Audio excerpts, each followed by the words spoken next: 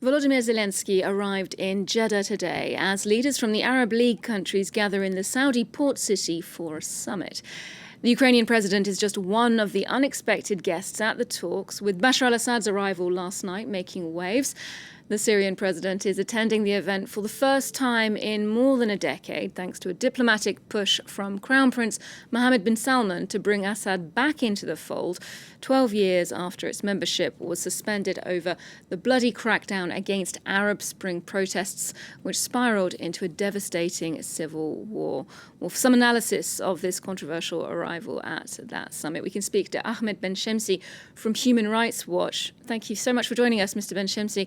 Now, this was something of a last-minute decision from the Arab League. It was announced earlier this month. What do you think prompted it? What do you think prompted the invitation of Bashar al-Assad? Is that your question? Yes.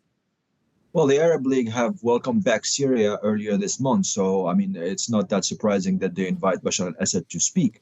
Now, they are doing so without pressing for accountability for the crimes that the Syrian authorities have committed.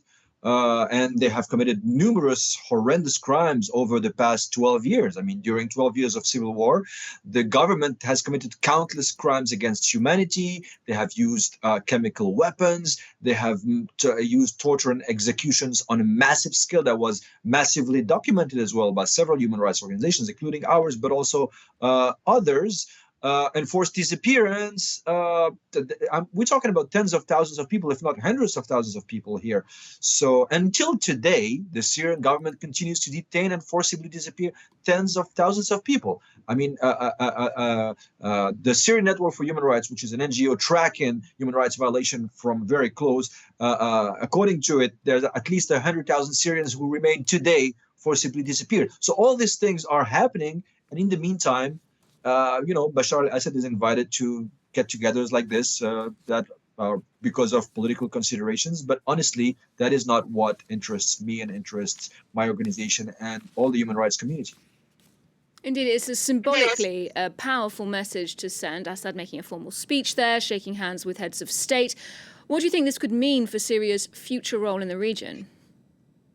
Well, again, the geopolitical calculations are one thing, and the pursuit of international justice is another thing. And thank God, those are two separate things that do not encroach on one another.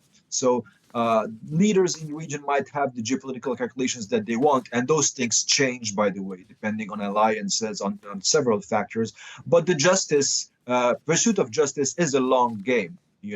International justice is a long game. And luckily and thankfully, we have seen some movement in the past years with that regard, especially in Germany, where two former officers of the Syrian army have been, convicted for crimes against humanity. And there are other such trials happening or starting across Europe. There's a prosecutor who's working on a similar case in France, another one in Sweden, another one in Germany. A trial is ongoing. The principle of universal jurisdiction exists that forbids Syrian officials to travel abroad. Not forbids, but if they travel abroad, they will be arrested and they might get judged in application of the universal jurisdiction principle. So there are several efforts. We're talking also about gathering proof of massive violations and crimes of war.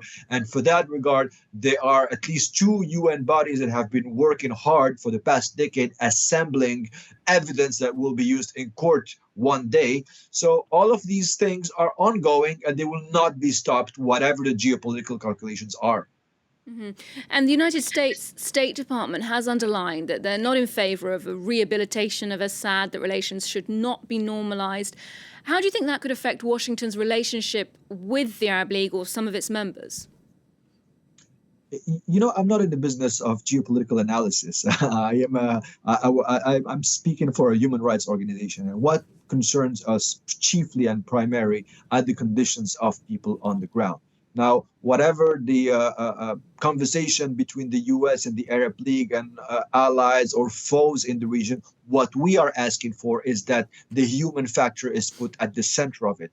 There is an enormous crisis of Syrian refugees that is not solved until today.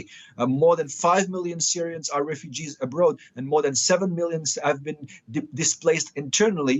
And until today, it is dangerous for all of them to come back home. And we have documented enforced disappearances and extrajudicial killings just in the past few months or few years.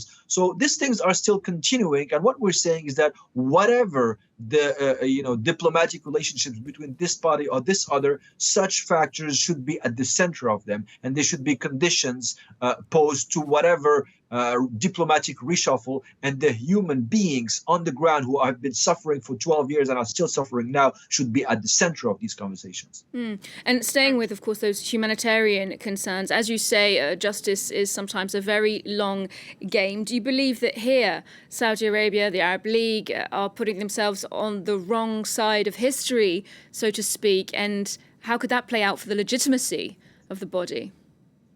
Well, the Arab League is a club with many dictators in it that have several violations to account for. I mean, each has their own. So they're not the Arab League is not exactly the role model for a principled multilateral organization that cares for human rights. So I don't think that welcoming Bashar al-Assad in their midst really changes the nature of that club. Accountability is a long game, and as long as there will be people in this planet concerned with human rights, they will keep pressing on. The Syrian government, and also several governments sitting around that table today in Saudi Arabia.